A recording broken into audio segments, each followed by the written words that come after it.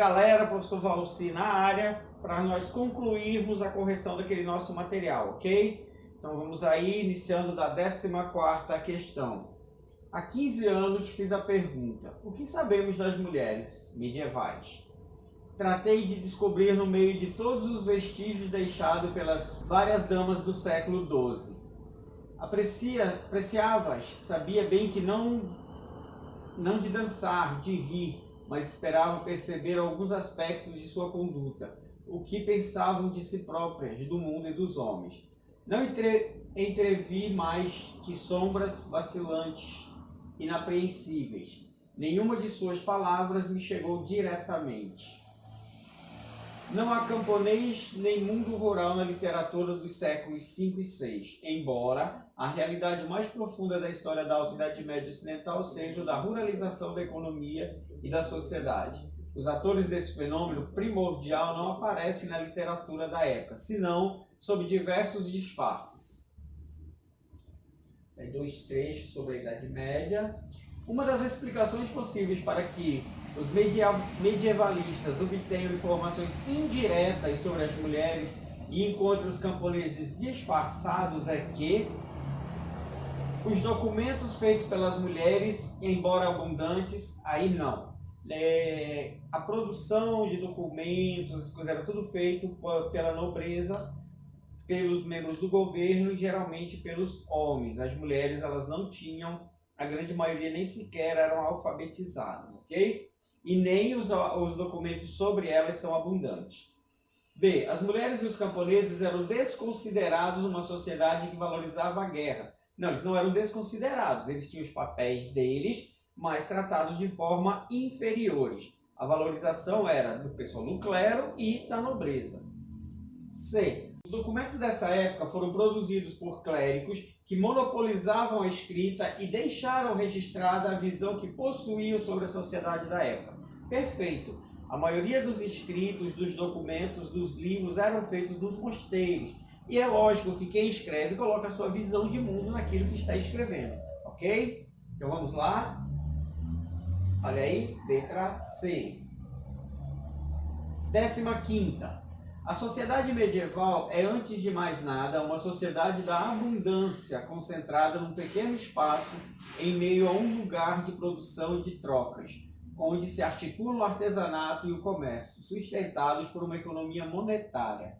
É também o centro de um sistema de valores particular, do qual emerge a prática laboriosa e criativa do trabalho, o gosto pelo negócio e pelo dinheiro, a inclinação para o luxo, o senso da beleza e ainda um sistema de organização de um espaço fechado com muralhas, onde se penetra por portas e se caminha por ruas e praças e que é guarnecido por torres. Aí mais um trecho do Le Goff. No contexto do espaço descrito se caracteriza pela associação entre a ampliação das atividades urbanas e a emancipação do poder hegemônico da realeza? Não havia no período feudal uma hegemonia, havia sim a divisão, era tudo fragmentado, cada um cumprindo a sua parte dentro da sociedade. Aceitação das práticas usuárias dos religiosos? Também não, tanto que as práticas de comércio, quando vai começar lá a questão dos banqueiros, a usura que é tratada pela igreja como pecado, então não havia assim essa plena aceitação.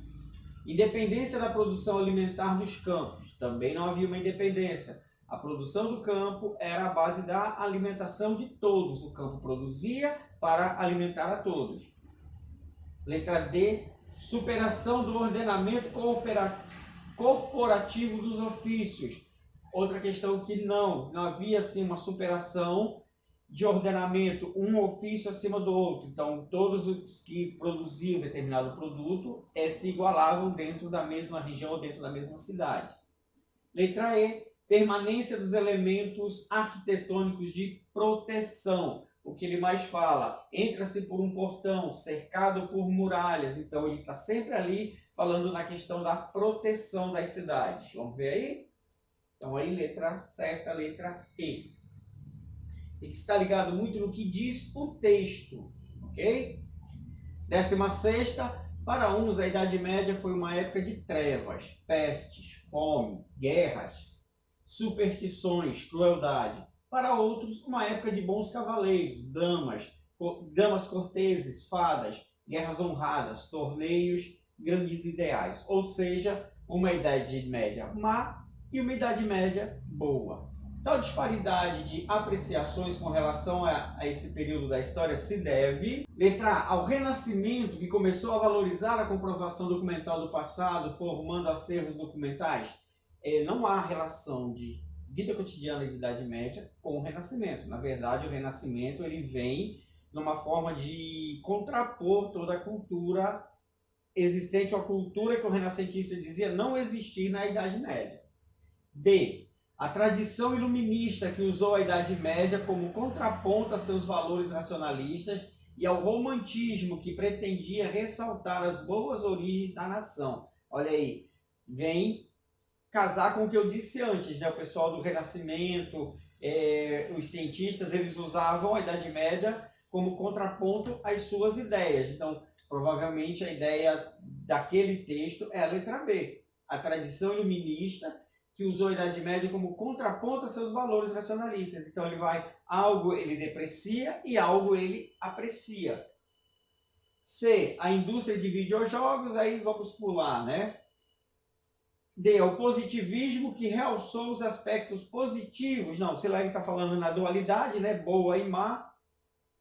E a religião que com sua visão dualista, também não, a religião da época, ela trabalhava uma única teoria, só a da Igreja Católica. Então, provavelmente é a letra B, ok? Vamos lá, seguindo. 17ª, a palavra servo vem de servus, latim, que significa escravo. No período medieval, esse termo adquiriu um novo sentido, passando a designar a categoria social dos homens não livres, ou seja, dependentes de um senhor. A condição servil era marcada por um conjunto de direitos senhoris, ou, do ponto de vista dos servos, de obrigações servis. Assinale a alternativa que caracterize corretamente uma dessas obrigações servis.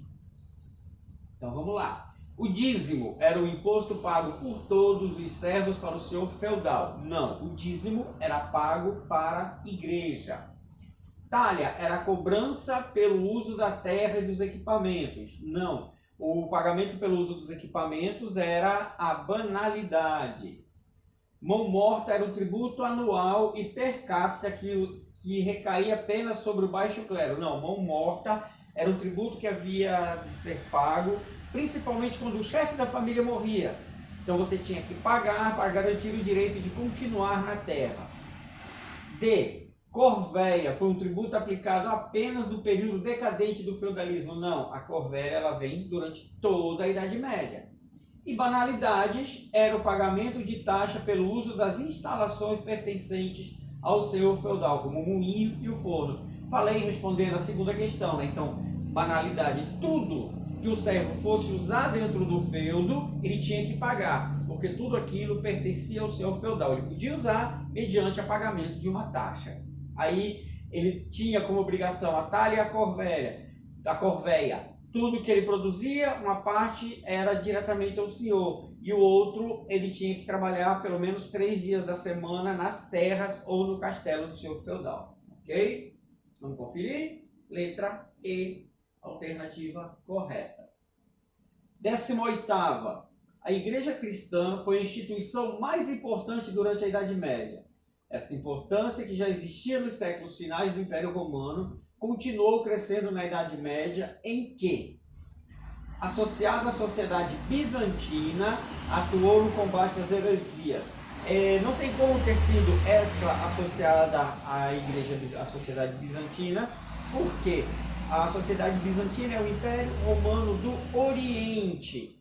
Lá vai ter um confronto entre a Igreja Cristã e lá, depois do cisma do Oriente, ela vai se tornar a Igreja Católica Ortodoxa. Ok? B. Sua influência política, obtida com o apoio dos alamanos, permitiu-lhe que organizasse o Estado em território conquistado aos saxões.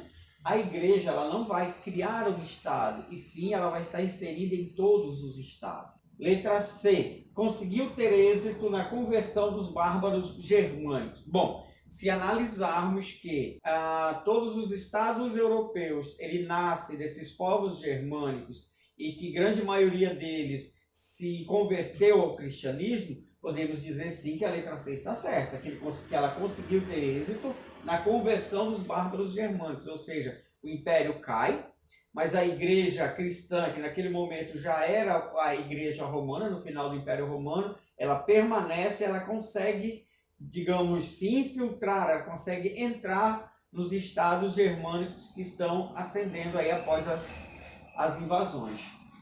Letra D. Aumentou seu domínio através do Colégio dos Cardeais, que o Sacro Império Romano-Germânico. Não, Sacro Império, principalmente não há esse Romano-Germânico, né? Há o Sacro Império Germânico, mas já mais na frente. Império Germânico, desculpa. E E. Fortaleceu seu papel no combate ao reformismo exigido pelos monges de Cluny. Também não. O combate ao reformismo não é uma exigência dos monges. Vai acontecer futuramente, mas vai ser principalmente tratado nos concílios, ou seja, as normas criadas pelos bispos. Então, provavelmente, letra C. Correto? Vamos lá.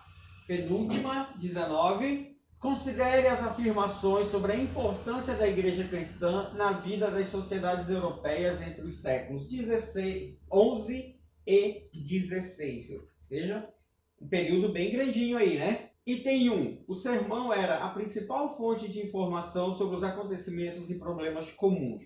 Sim, esse era, porque a partir do momento em que os membros da igreja faziam toda aquela pregação, era a única maneira de chegar a algumas informações e principalmente era quando os fiéis recebiam os entendimentos ou as interpretações bíblicas, ok? Item 2. A paróquia constituía uma importante unidade de governo local, coletando e distribuindo as esmolas que os pobres recebiam. Isso também é real. A paróquia era como se fosse uma unidade do governo, principalmente do governo clérico, né? Da igreja ali dentro. E ela recebia dízimos.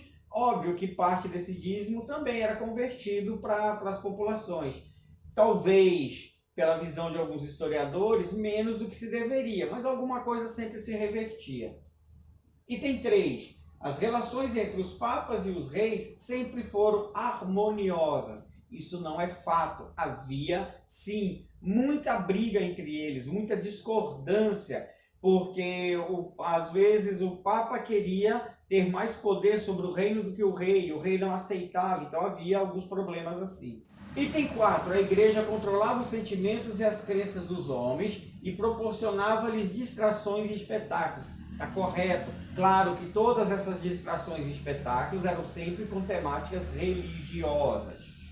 Item 5. Os clérigos demonstravam tolerância com os povos de outras religiões? Não. Geralmente eles tentavam a conversão. Se não houvesse a conversão, aí já havia alguma imposição. Então, tolerância com outras religiões não era algo plausível na igreja da época. Vamos aqui. Aí, item 1, 2 e 4, os 3 itens corretos. E chegamos à nossa última questão.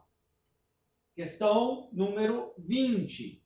Sobre a teoria dos dois gládios, esboçada desde o Papa Gelásio, e plenamente desenvolvida com os papas Gregório e, sobretudo, Gregório VII, pode-se afirmar corretamente que, veja bem, você pode não conhecer ou nunca ter ouvido falar da teoria dos dois gládios, mas presta atenção no enunciado.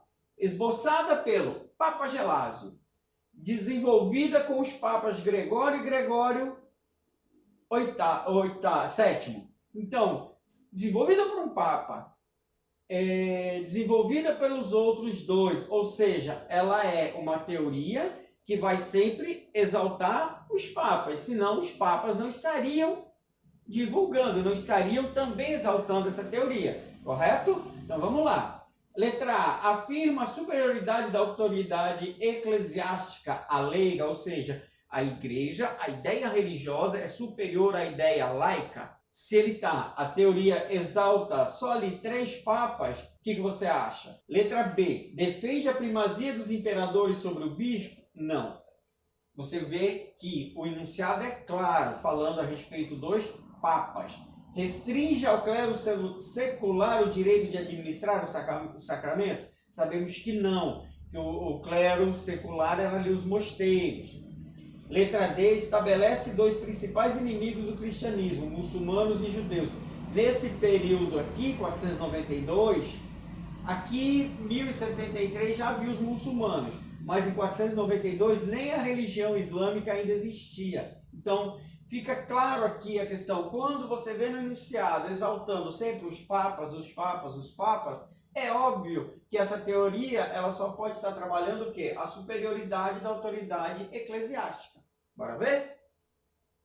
Fechou? Então aí, gente, a gente finaliza aqui a nossa apostila, a correção das 20 questões, beleza? Em breve estaremos preparando aí novos materiais, estaremos informando aí vocês, se alguém entrou lá no canal, se ativou lá o sininho, vai receber a notificação de chegadas de novos materiais, ok? Grande, não, abraço não pode, né? Tá de quarentena, então, valeu galera, até a próxima.